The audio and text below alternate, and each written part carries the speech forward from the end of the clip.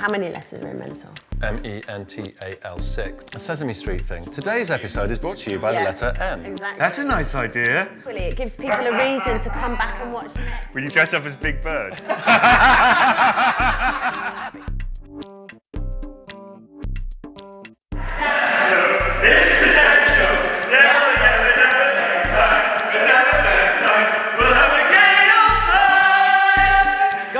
Guys, cut. You can't call it the Dan Show. Why? Well, It's a Dan Show, isn't it? We just sung it. aren't you trying to get people to stop like being obsessed with their egos? How do you stay centred and grounded? How do I stay centred and grounded? You're a very grounded person. As soon as I meet you every time, it's like, oh, I feel instantly relaxed. Well, I think the fastest way is just taking 3 deep breaths. Closing the eyes, 3 deep breaths. Insta-tool. Just let the shoulders drop, eyes closed. Take a nice deep inhale. And a nice deep slow exhale. One more time, inhaling. And exhale. And the third breath, inhale. And slowly out.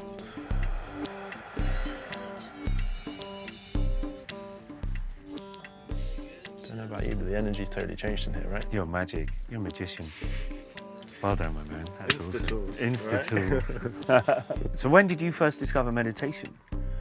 In a way, although not knowing it, probably been meditating since I first started dancing. When was that? Properly dancing, 14, 15, going out to clubs and experiencing that real presence. I was using substances at the time, but still just being present for the music and the movement just felt amazing. And I gave up drinking and I just carried on dancing, and then I really solidified like a meditation practice, which, wavers as it does, but... Of course. I was talking about that with you earlier. Here I was coaching people in meditation. I realised I hadn't properly meditated for over a year, really. I had done little bits, 5 minutes before sleep and things like that.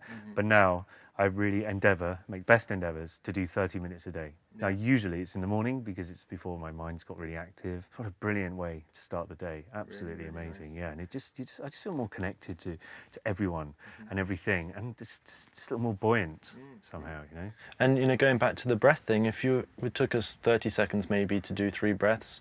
If you're doing that for half an hour or just 10 minutes, you're going to really change the way that the body is reacting to the environment around it. People say, I haven't got time for that, I've got to get up, I've got to get to work. Well, there's a Zen saying, meditate for 20 minutes a day.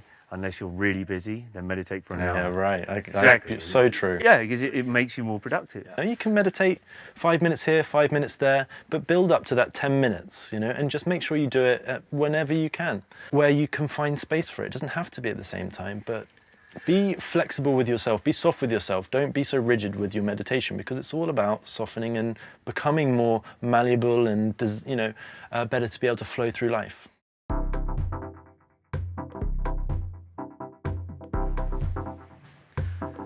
Insta-tool.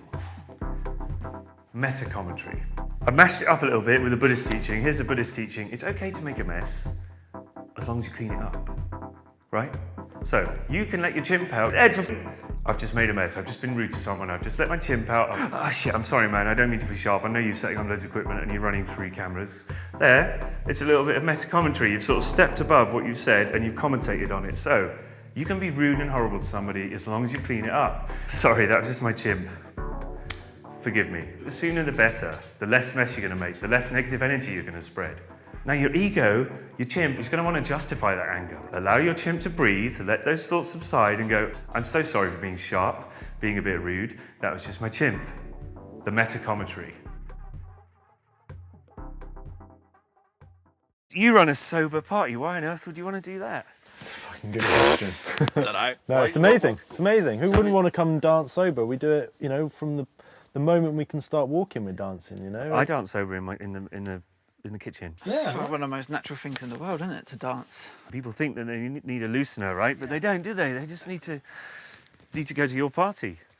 and see that hundreds of other people are dancing sober on a Saturday night, you know? I think there's that stigma that everyone around you's drunk, so you've got to be drunk to fit in. Like peer pressure. Yeah, kind of. Well, I'm doing Dry February, and I love it because your brain gets into some really interesting places. I really strongly believe that booze kind of lowers your vibration, if we can talk like that. So I DJ'd at one of your parties, and it was amazing. I told you it was the best set I had last year. You couldn't get me off. No, and you know what? A lot of DJs say that. They say that it's the best set that they've ever done because the audience is fully responding to what they're doing. They're really engaging and really, actually it's a two-way appreciating the thing. music. Another thing I loved about your party is that you didn't have, when I DJ in clubs, normally it's very much the DJ takes over from the previous DJ and it's seamless mix. What I liked is that you came up to me halfway through my set and said, okay, so when you stop, there's going to be then some live singing. We're going to have like people on stage and there's going to be live singing. Everyone's going to come closer. And secretly, I thought my little chimp was like, oh, that's a fucking bollocks idea. Seriously, I've built up this wonderful, lovely vibe, electronic kick drums, this fat sound system. You're just going to turn it off and take all the energy out.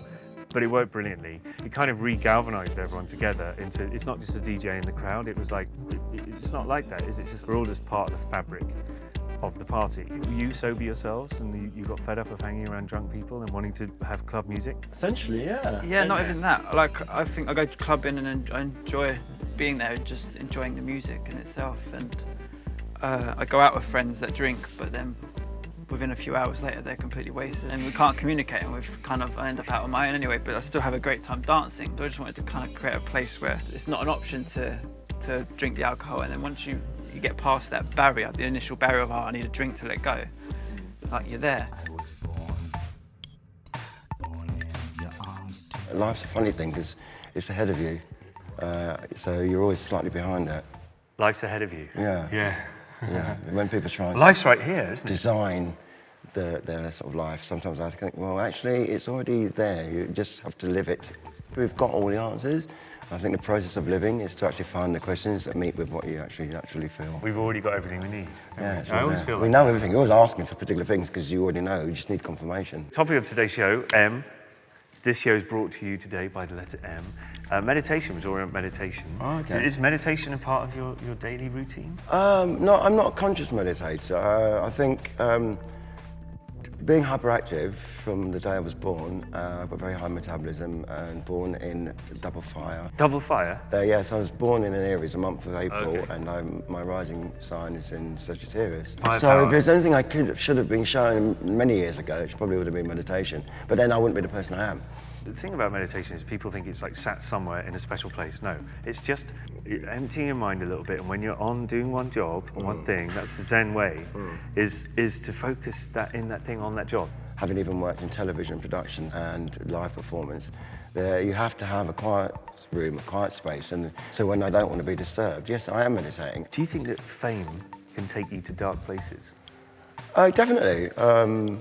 Yeah, I mean, how many people we've seen lose it completely. Yeah, it's a really depressing thing, fame, because it's being permanently on ignition. When you were on the BBC, and were you getting recognised a lot at the time, was it annoying, or did you? Oh no! I think some of us are built for it. I mean, I'm a natural, shining star. Some people say, "Oh, God, Normksi, you're such a star," and I go, "Actually, I'm a planet, a bit bigger than a star." So, yeah, it does take you into a dark place, and I think that's also a really good place to be sometimes, because you're going to use the darkness as a negative or a positive, and out of darkness comes light. At the fire with Dan. At the fire with Dan. Home is where the hearth mom. is. Yes, exactly. And that's what it used to be. I think is that right? It wasn't a TV. It was a fireplace at the center of a living room. And Right. people used to just gather and share stories and talk and connect. You like astrology, don't you? I do. Why is that? It's because I can really see how it allows people to know about themselves and know about the people around them, and to just greater connect. So it helps people connect, helps you realise why people behave a certain way. Yeah, and more importantly, it helps you understand why you behave in a certain way. You're like, ooh, what is she gonna know about me? A lot. Oh, really? I believe you're a Pisces with That's moon right. in Aquarius. And that's probably what makes you wanna bring people together, share ideas. There's currents, there's cycles, there's movements, and it's like being tuned in with nature, just on a bigger, more potent scale. And the The rest of the universe, you mean? Yeah. Yeah. Not and just let our it- planet, let not it just thinking channel. about the Not Earth. just thinking about Earth, not just the normal physical cycles, which you can see with the movement of the moon, but a greater energy that involves evolution of human consciousness. Astrology is the language in which the programming of our soul is written in.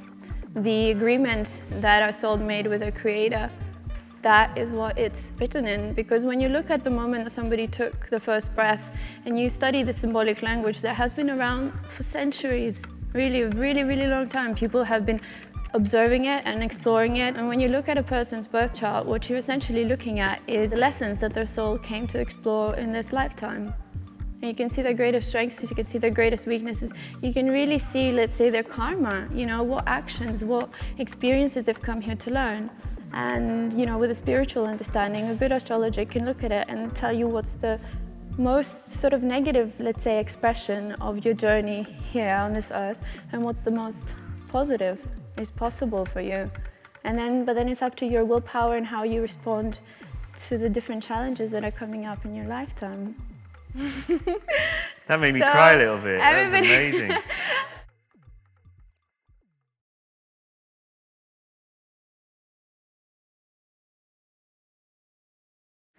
So just find a comfortable seated position. Doesn't have to be cross-legged, maybe in a chair with your back supported. Allow the shoulders just to drop away from the ears. Eyes closed down. And then take a nice, deep, slow, long inhale. And a nice, long, slow exhale. Another nice, deep inhale. And another nice, long, slow exhale. Just feel that tension drift out of the shoulders, out of the head, and just try and bring as much of awareness to your breath as you possibly can. Really experiencing the rise and the fall of the chest, the inhale and the exhale of breath, the expansion and contraction of the rib cage.